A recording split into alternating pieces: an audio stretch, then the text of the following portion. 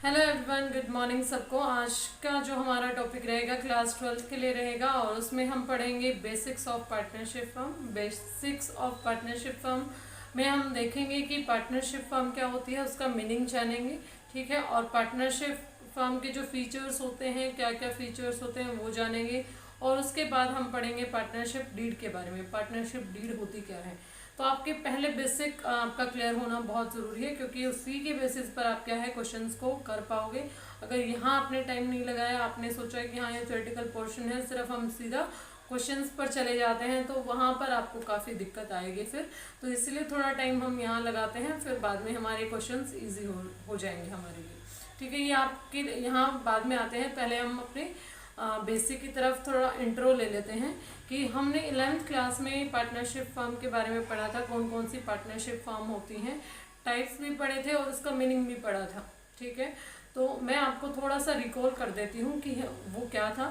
ठीक है, partnership firm कोई भी ऐसी पहले तो हम ये पढ़ते हैं कि नीड ही अराइज क्यों हुई पार्टनरशिप फर्म को पढ़ने की। पार्टनर्स मिलकर काम करने की ऐसी क्या नौबत आन पड़ी थी जो लोग वो मिलकर काम करने लगे। ठीक है, तो हमने पढ़ा था फॉर्म्स ऑफ पार्टनरशिप। फर्स्ट उसमें था हमारा सोल प्रोप्राइटरशिप, जिसमें एक सिंगल इंडिविजुअल जो काम करता है, ठीक है, वो अपने आप ही पैसे कमाता है, अपने आप ही इन्वेस्ट करता है और अपने आप ही बियर करता है रिस्क को। ठीक है, तो वो अकेला बिजनेसमैन होता है जो अपने आप अपनी बिजनेस को रन करता है। ठीक है, चाहे उसको वो आता है चलाना, चाहे नहीं आता है। तो इसीलिए लोगों ने क्या सोचा, अब देखो एक किसी व्यक्ति के पास तो पैसे की भी कमी होगी और वो उस चीज़ को रिस्क लेने में भी डरेगा, क्योंकि उसको ये भी है कि अगर लॉस हो गया तो फ्यूचर में, फॉर एग्जाम्पल उसने 1 करोड़ रुपए लगा दिया अपने बिजनेस में और इन फ्यूचर उसका बिजनेस नहीं चला तो उसका 1 करोड़ डूब जाएगा। ठीक है, और सारा लॉस उसी को बियर करना पड़ेगा। लेकिन अगर हम बात करें पार्टनरशिप फर्म में, अगर 4 पार्टनर्स आ गए तो 4 पार्टनर्स में वो 1 करोड़ डिवाइड हो गया है। ठीक है, तो आपका जो लॉस है वो भी आपका यहाँ पर कम हो जाता है और साथ में आपका जो कैपिटल अमाउंट है यहाँ पर आपको ज़्यादा मिलता है। तो और यहाँ पर आपको और क्या बेनिफिट मिलता है, आपको यहाँ पर स्पेशलाइजेशन आपके अंदर आती है, क्योंकि यहाँ पर वहाँ पर सिर्फ एक मैन की जो मतलब थिंकिंग थी, उसकी नॉलेज थी, वहाँ वो काम कर रही थी सिर्फ। लेकिन यहाँ पर क्या थी, यहाँ पर क्या है, 4 लोग अगर मिलकर पार्टनरशिप कर रहे हैं, पार्टनरशिप फर्म है, तो उन चारों की जो नॉलेज है वो काम आएगी। कोई ना कोई व्यक्ति अलग अलग फील्ड में क्या होगा, स्पेशलाइज होगा और वो स्पेशलाइजेशन हमारे लिए सीधा हमारे बिजनेस में काम आएगी। ठीक है, तो इसलिए चलो अब हम पढ़ते हैं इसकी प्रॉपर डेफिनेशन की पार्टनरशिप फर्म होती क्या है एक्चुअल में। ठीक है, तो आप जैसा कि देख पा रहे होंगे यहाँ से, पार्टनरशिप एज द रिलेशनशिप। वैसे मैं आपको बता देती हूँ, पार्टनरशिप फर्म जो होती है वो क्या होती है, एक ऐसा प्रकार का बिजनेस जिसमें दो या दो से ज़्यादा व्यक्ति क्या हो, इंगेज हों और एक एग्रीड रेशो के साथ अपने जो है प्रॉफिट्स को शेयर करने के लिए कि हाँ भाई हम इस रेशो में अपना प्रॉफिट या लॉस को शेयर करेंगे। ठीक है, वेदर कोई एक पार्टनर या फिर जो सारे मिलकर पार्टनर। ठीक है, आपको आ गया होगा, समझ में नहीं आया है तो मैं एक बार फिर से रिपीट कर देती हूँ। जब दो या दो से ज़्यादा व्यक्ति मिलकर क्या करते हैं, कोई भी बिजनेस रन करते हैं with their agreed profit ratio. ठीक है, एक प्रॉफिट रेशियो के साथ, और इन फ्यूचर वो क्या करते हैं, मिलकर मतलब एक दूसरे को बाइंड भी करते हैं साथ में। फॉर एग्जाम्पल मैं आपको यहाँ पर देख लेते हैं एग्जाम्पल, जैसे ए बी और सी। ए बी सी क्या है, 3 पार्टनर हैं और सी ने जाकर डी कंपनी के साथ कॉन्ट्रैक्ट कर लिया।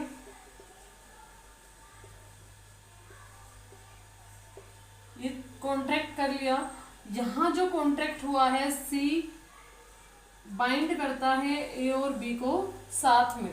ठीक है, कि कोई काम इसने किया है तो यहाँ पर जो ये साइन करके, मैं आपको फिर से एक बार क्लियर करा देती हूँ। ठीक है, जैसे ए बी और सी एंड ए बी सी जो 3 पार्टनर्स हैं और इन्होंने सोचा कि हम डी कंपनी के साथ क्या करना चाहते हैं, काम करना चाहते हैं इन फ्यूचर, और जो काम इन्होंने सोचा कि उसके साथ हम कॉन्ट्रैक्ट करते हैं, तो ए बी ने सोचा कि क्यों ना हम सी को भेज देते हैं, क्योंकि हम और कुछ काम कर लेंगे।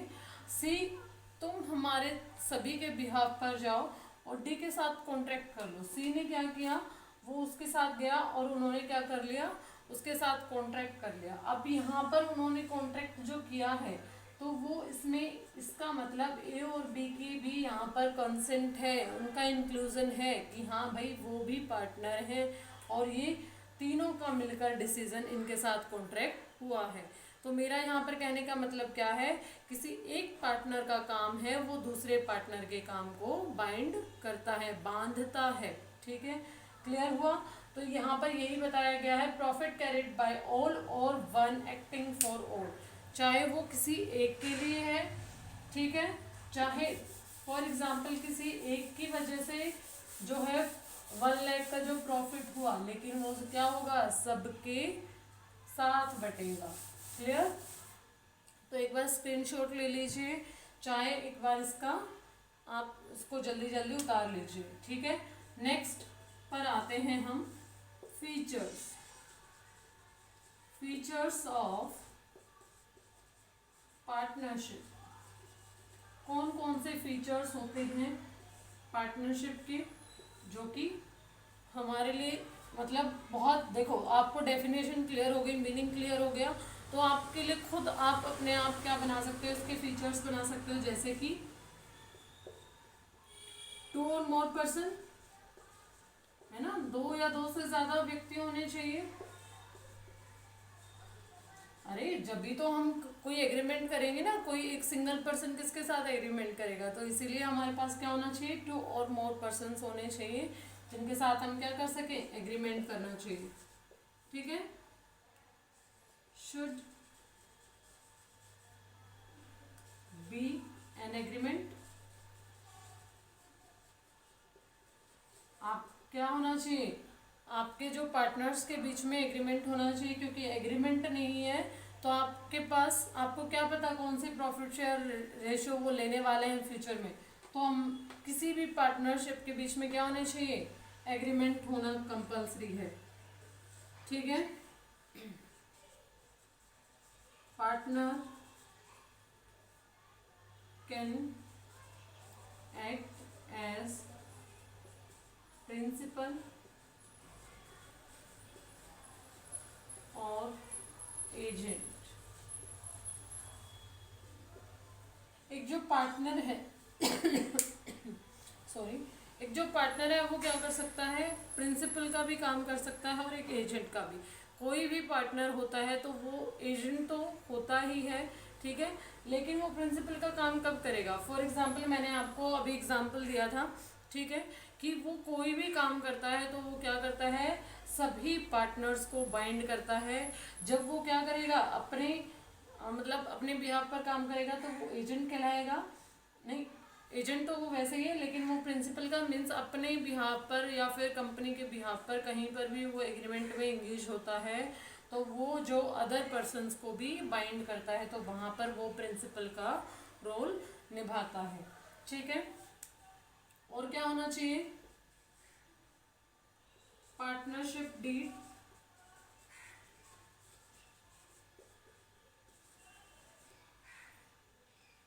ठीक है, पार्टनरशिप डीड होनी चाहिए। ठीक है, ये पार्टनरशिप डीड क्या बताती है हमें, ये क्या है, एक रिटर्न एग्रीमेंट है।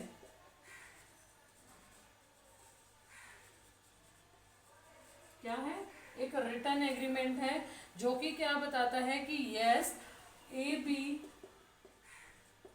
सी आर द पार्टनर्स,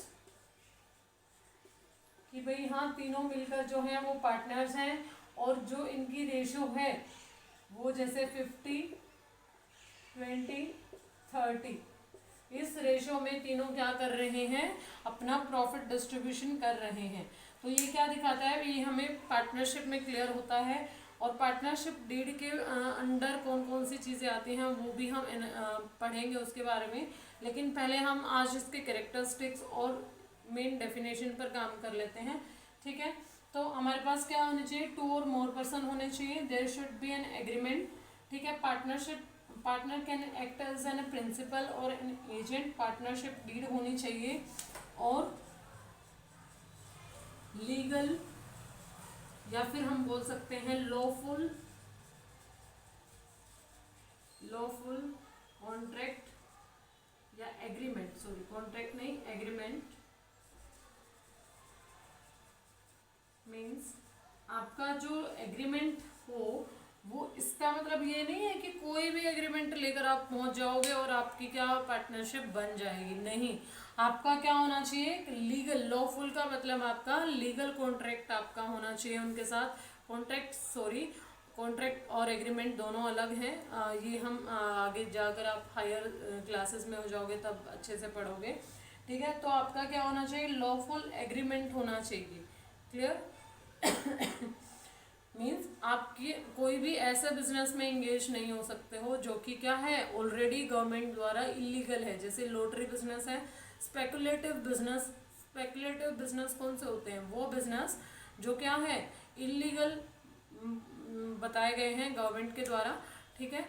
और वो जैसे कि हमारे क्या बोल सकते हैं हम, जैसे सट्टा जो आता है, लॉटरी और या फिर ये रमी काइंड ऑफ, ये सब हमारे किस में आ जाते हैं, हमारे अनलीगल बिजनेसेस में आते हैं। तो यहाँ तक आपका क्लियर हो गया, ठीक है। ऑल आपके क्लियर होंगे। अगर फिर भी कोई डाउट है तो आप मेरे को कमेंट सेक्शन में कमेंट कर सकते हो। अब पढ़ते हैं हम पार्टनरशिप डीड क्या होती है।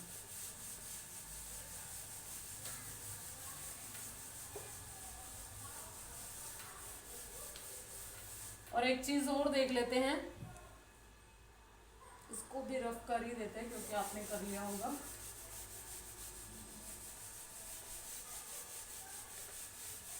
अब हम देखते हैं पार्टनरशिप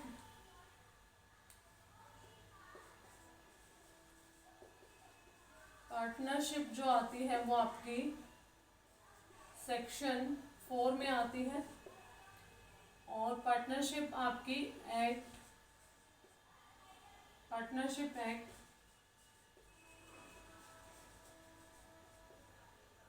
1932 के अंडर आता है, ठीक है। तो ये इन्फॉर्मेशन आपके 1 मार्क के यहाँ से क्वेश्चन बन जाते हैं।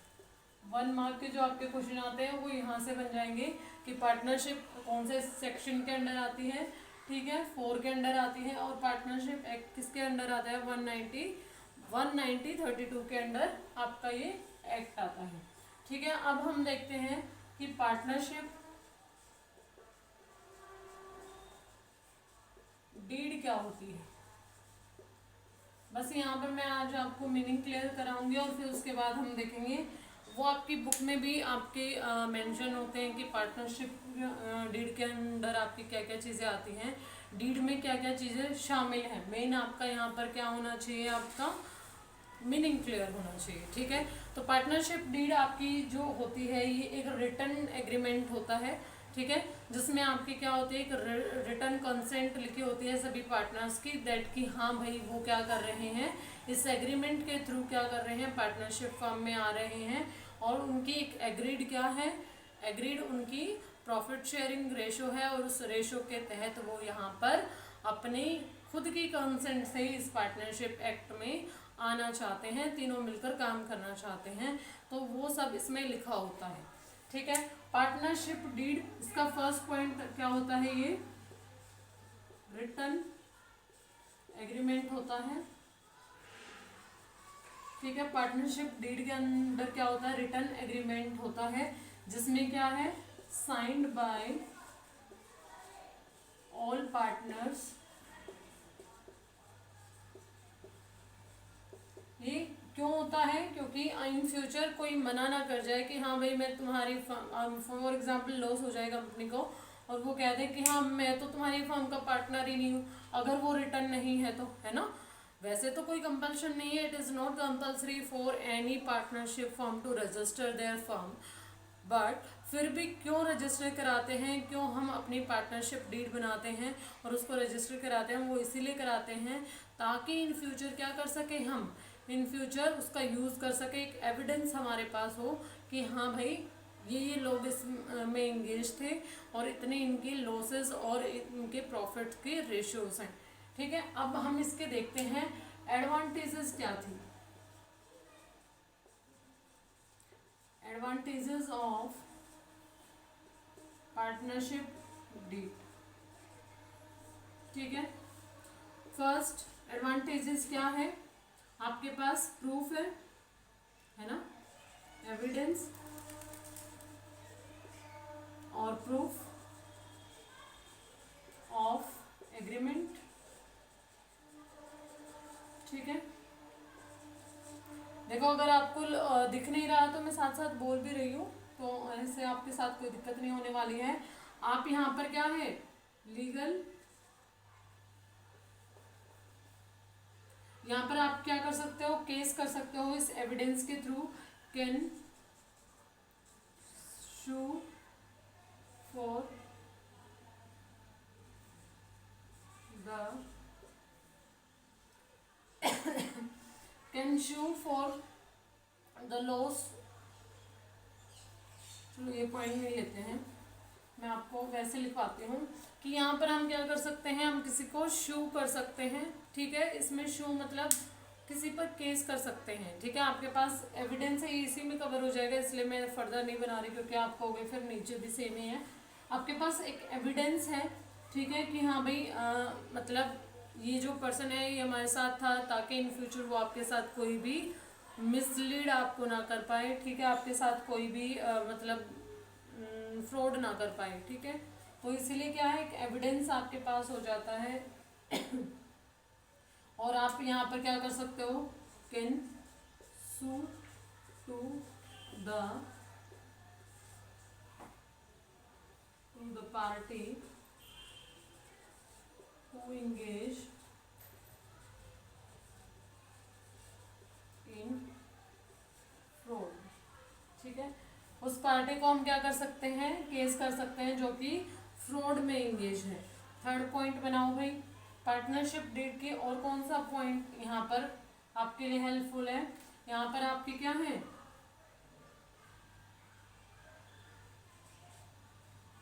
आपके क्या है, यहाँ पर रिटर्न है, रिटर्न एग्रीमेंट है,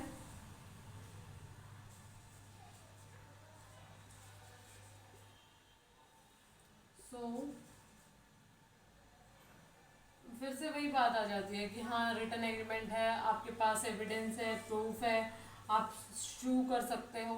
ठीक है, तो मेन इसमें क्या है, आपके पार्टनरशिप डीड में रिटर्न एग्रीमेंट है साइन बाय ऑल पार्टनर्स। ठीक है, एक एविडेंस हमें मिल जाता है, रिटर्न एग्रीमेंट है, हम किसी पर सू कर सकते हैं। फॉर एग्जांपल ए और बी लिमिटेड जो थी, उन्होंने क्या किया, अपने आप को रजिस्टर नहीं कराया और रजिस्ट्रेशन के प्रोसेस से वो बच गए क्योंकि गवर्नमेंट ने कंपलसरी तो इसे बताया ही नहीं है। तो उससे क्या हुआ, वो बच तो गए, लेकिन फ्यूचर में बी उसके साथ फ्रॉड करके भाग गया, उसको प्रॉफिट मिला 50 लाख का और वो 50 लाख लेकर भाग गया। जब उसे ए को पता चला तो उसने ये जाना कि हाँ भाई मेरे साथ बहुत बड़ा फ्रॉड हो गया है और मैं क्या करता हूँ, मैं गवर्नमेंट को या फिर पुलिस को इसके बारे में बताता हूँ। लेकिन उसके पास कोई लीगल प्रूफ नहीं थे, उसने वैसे ही अपने मतलब बुक्स मेंटेन कर रखी थी और वहाँ लिख रखा था, लेकिन वो सब कोर्ट में नहीं मानी जाती। आपके पास क्या होनी चाहिए, पार्टनरशिप डीड होनी चाहिए। इसीलिए क्या कहते हैं, आपके पास एविडेंस होना चाहिए, लीगल प्रूफ होना चाहिए, ताकि फ्यूचर में आप क्या कर सको, दिखा सको। ठीक है, और अपने आप जो फ्रॉड हो रहा है आपके साथ उससे बच सको। तो आपको आई थिंक सारी चीज़ें क्लियर हो गई हैं। इससे आगे हम करेंगे नेक्स्ट वीडियो में, थोड़ा थोड़ा करते जाएंगे और साथ में मिलकर आपको करना है। और आप अपने नोट्स ज़रूर बनाते रहिए ताकि आपको मतलब बाद में दिक्कत ना हो कि हाँ भाई कहाँ से क्या करें, मतलब बाद में बहुत होच पोच हो जाता है कि ये भी रहता है वो भी रहता है। अगर आप साथ साथ काम करते चलोगे तो बहुत ईजी हो जाएगा हमारा। ठीक है, इस वीडियो में इतना ही, मिलते हैं नेक्स्ट वीडियो में और ऐसे ही हमारी क्लासेस आती रहेंगी। आप कमेंट सेक्शन में कमेंट ज़रूर करिए और जहाँ पर भी आपको प्रॉब्लम हो तो मुझे ज़रूर बता देना।